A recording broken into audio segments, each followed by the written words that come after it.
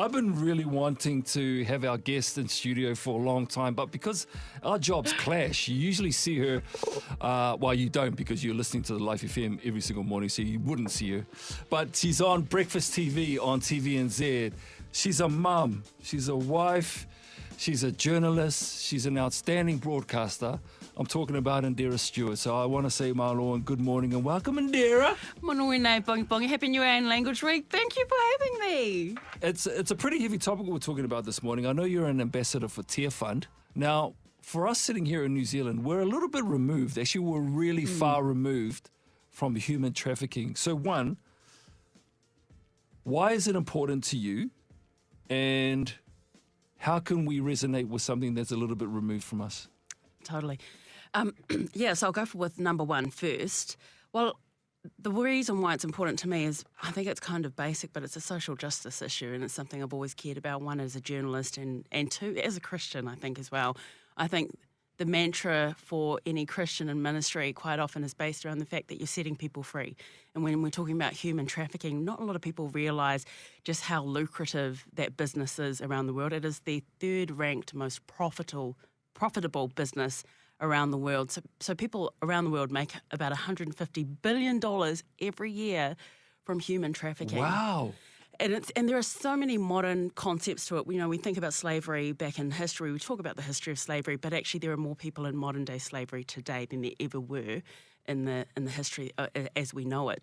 And so we're talking about when we say lucrative, how lucrative it is. If you think about drugs, it's an expendable kind of thing. So you can take a drug, get a hit, and that's it. It's gone. You have to buy another one. But with a human, and more in particular a child, you can reuse that person over and over and over again.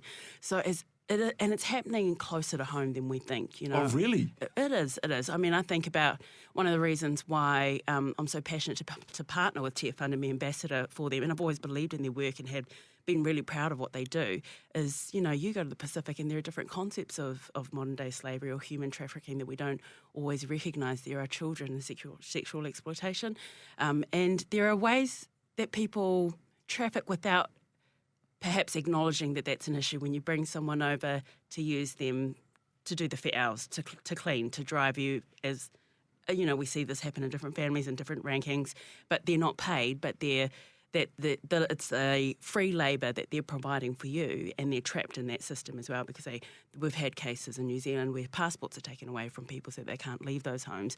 And it's not just Pacific issues, it's other ethnic communities that do the same thing as well. But it's not talked about enough and it's not recognised or acknowledged enough. But around the world, the stats are it's 1 in every 150 people, and 4.9 million of the people that are trafficked are in sexual exploitation and are women and girls. So if you think about 4.9 million, that's the population of New Zealand, women and girls that are trafficked into sexual exploitation.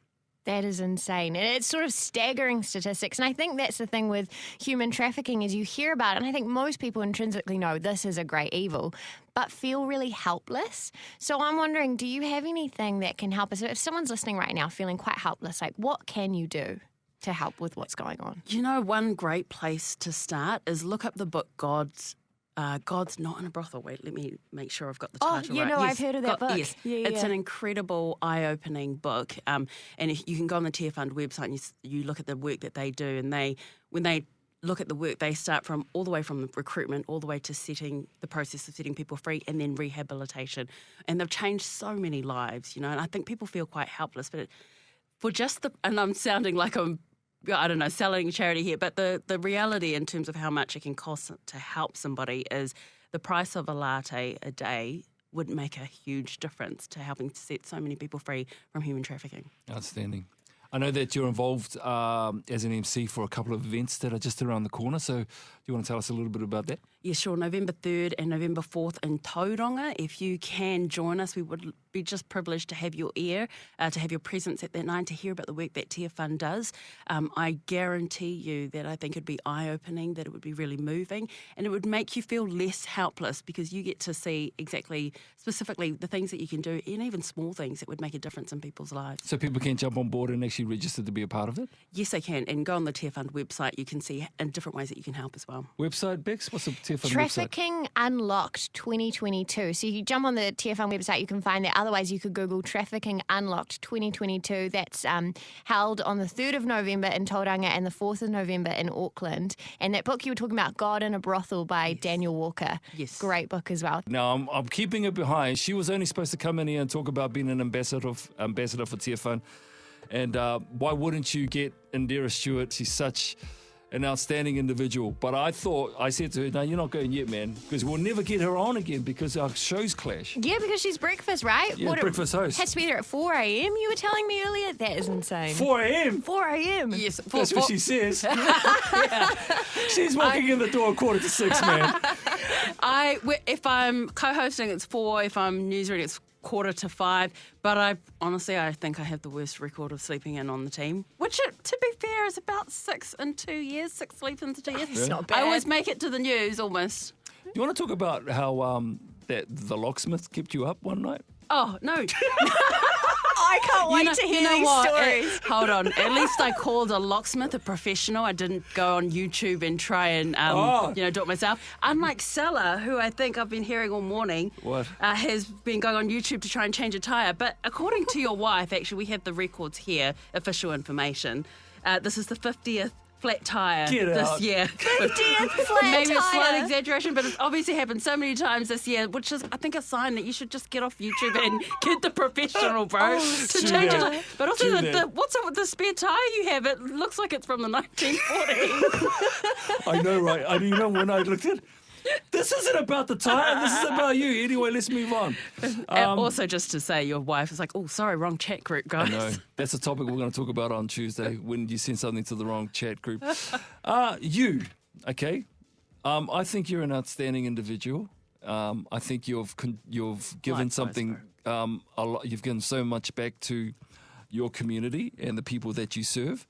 So, do you enjoy being the face of breakfast TV and putting people on the spot? Is that you, or are you different? Oh, that's actually such a good question. Yes, Nobody's it is. ever asked me. He's so stoked with Every himself. interviewer like that. That's such a good question. Because I know the answer. Yeah, you do. Oh gosh, no. I wouldn't say that I enjoy the. Hey, look, it's me. I'm on TV. You know, I got my hair did and my makeup done. I wouldn't say that that's me. I enjoy the relationships that I have on air. I enjoy the workplace that I work in. I enjoy what God has called me to do. But I definitely feel it feels more like a responsibility, a calling, and a duty for me. I think I sometimes wonder, you know, if you're not in ministry, sometimes Christians don't understand what it's like for Christians in the marketplace.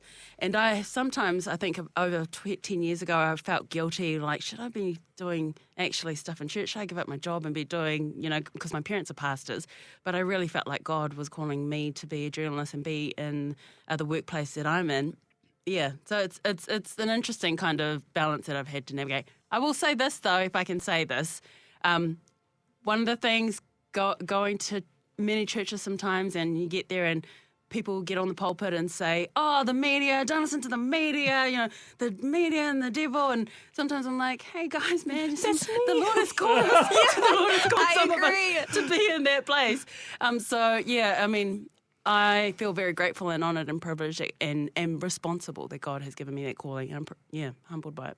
And you do such an amazing job. And it can feel like quite an isolating gig, I think, being there sometimes and being that face, I guess, for so many people. So you're amazing. I wanted to ask how you got into breakfast TV and maybe a couple of the faith challenges you've had along the way. Good question. Faith challenges. That's a good one. Yeah. Well, my first gig as a journalist reporter, I think I was like 15, 16, reporting for Te Kapa Speakers, ASB Polyfest for TVNZ. And then I worked overseas as a journalist at the ABC. Is that when you were in the fluoro?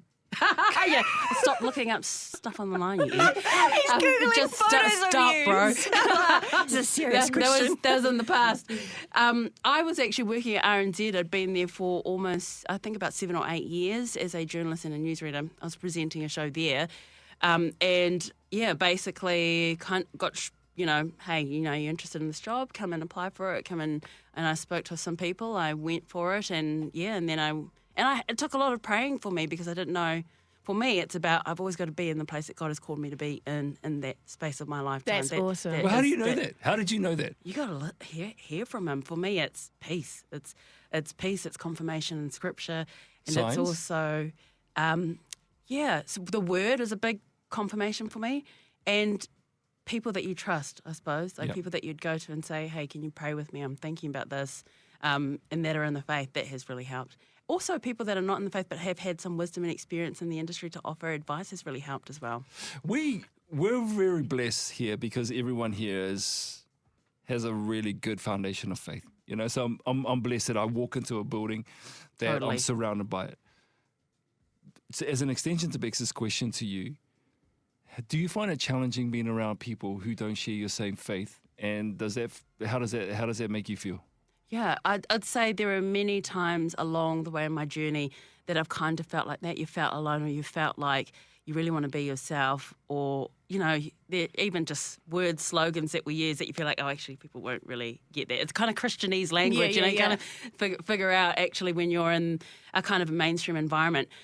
But Isaiah 61 talks about the Lord has anointed me to preach the good news to the poor. I always take that and think to preach the good news. You know, people, it's the gospel, but for me, I'm reading the news every day. The Lord has anointed me to preach the news that I'm doing, to set the captives free, to bind up the brokenhearted, like all that stuff I think is a part of what I'm doing every day, wherever I am. It has to be a part of my purpose. So whether it's the friendships that I build in the newsroom, whether it's providing hope on TV or providing a positive light, even when you have to give the facts and the truth, relationships are key. I want to go to bed every night knowing that people, that I was living my purpose and people felt like they got a sense of hope or inspiration from me as well. That is something that's really important to me. And first and foremost, being a mother as well, you know that you're living that legacy for your kids.